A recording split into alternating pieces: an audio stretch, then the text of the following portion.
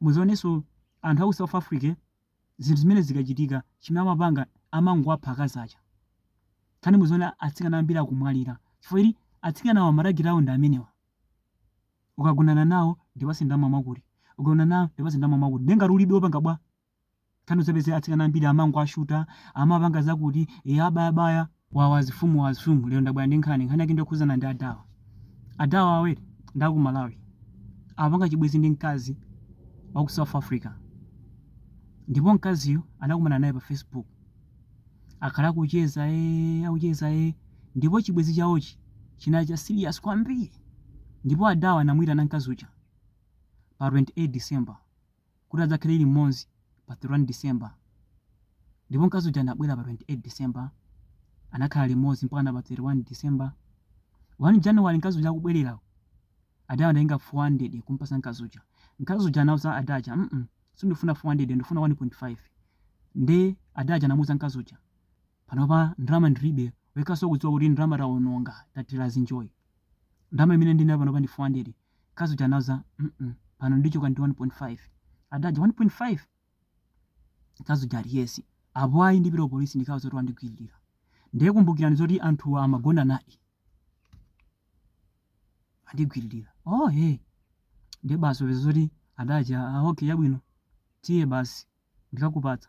Akuyenda kwapezeka zakuti atafika malabastari anamuza mkazi dikira wezi ndikapange withdraw ndalama ija. Adaja buli athawa kusiya mkazi uja pene paja. Mkazi uja wadikira waropa.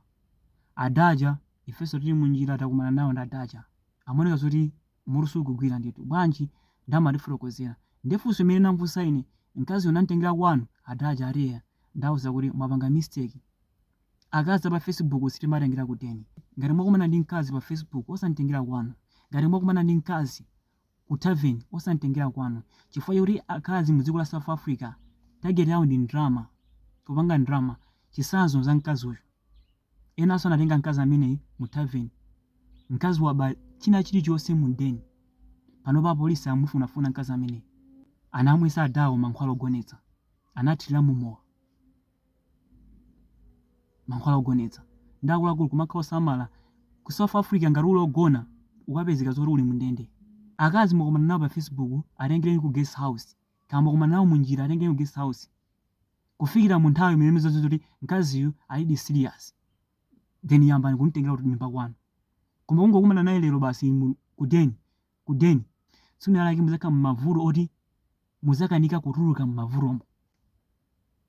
Koma ndikungopanga izi pofuna kuchenjezana, pofuna kuphunzitsani kuti umakhala ochenjera chifukwa akazi mu dziko la South Africa target yawo ndi drama. Ndi amabwera nga sweet talk, baby mama baby mama. Koma ukangogonana nawo chonchi ndi pamene umazindikira zoti iyi ndi Nyambala music. Akuluakulu osamapanga ma mistake amenewa. Ndine mangofuna kuphunzitsani kuchokera mu nkhani imene akuluakulu kumakhala osamala kunja kukaopsa